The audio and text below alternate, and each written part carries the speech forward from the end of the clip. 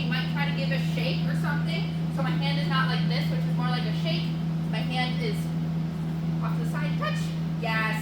So that way she knows easiest is always going to be at her nose level. But yeah, we can start varying it a little bit more.